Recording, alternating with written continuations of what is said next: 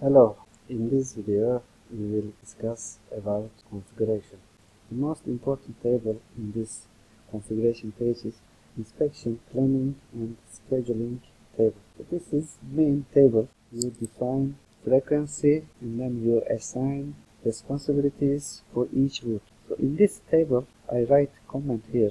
So do not modify these two columns because these two columns automatically updated according to routes in the setup route sheet. So that is why I write here first step you should set up routes, and then next step you can assign inspectors for each route, and then you can define frequency. So for example, for raw military route, so we inspect this route every Wednesday every week. So we can change frequency interval from drop down list. You can choose every 2 weeks, every 3 weeks, monthly, every 2 months, and from here you can choose the day of the week which you will perform your inspection, and then you can choose frequency. Very easy. And then apart from standard frequency, we have custom frequency. So what is custom frequency? So for example, you can have a frequency, so third Tuesday of every 2 months. Third Tuesday means, so in each month we have 4 weeks. Third means third week. So in 1 month we have 4 weeks. So you can say second week, and let's say Thursday. Every second week on Thursdays, and every, let's say, 3 months, and starting from, let's say, November. Summary here. So second Thursday of every 3 months starting from November. So here to help you, this column has formula, do not modify. So according to your selections, the description will update automatically. If you go schedule overview, if you go to Crasher tool, so starting from November, so it marked second, this is, so November start here, first week of November, second week of November, and then Thursday. So every second Thursday every 3 months. So after November, marked 3 months, February, marked second Thursday. So this is first Thursday of February, and this is second Thursday of February.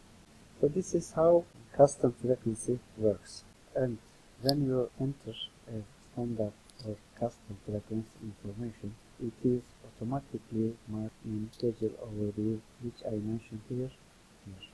This L3 or M3 route. Let's change frequency to every 3 weeks. So when you make a change, you see a warning message. We have just changed frequency of this task. All marked planned and actual dates will be deleted for this task. Do you want to continue? Yes. But the point here is when you enter inspection data, also actual dates are marked in schedule overview. So when you change the frequency of a route, all the marked planned and actual dates, so they will be deleted. Are you sure? Let's say yes. And for example, so for this route, let's change starting week, let's say 40. So let's say okay, Tuesday, let's say monthly. Now we can say yes. And for this route, let's make it every 2 days. Yes. Now let's go schedule overview. See, now they are marked. From 3, it is starting in week 34, and then every 3 weeks. 1, 2, 3. Every 3 weeks on Wednesday. 1, 2, 3. So see, according to frequency information we have entered in configuration page, this schedule overview sheet automatically updates. And for this route, so we say starting from week 40, and then frequency is every month.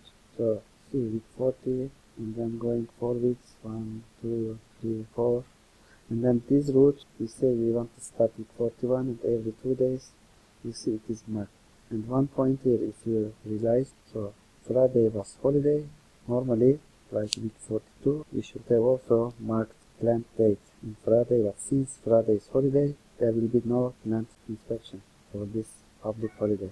And here we have problem criteria list. So you should also select checklist criteria for each route. So I write a comment here for you to select checklist criteria, which are the column headers of the inspection checklist. Use our quick navigation to go to inspection checklist criteria.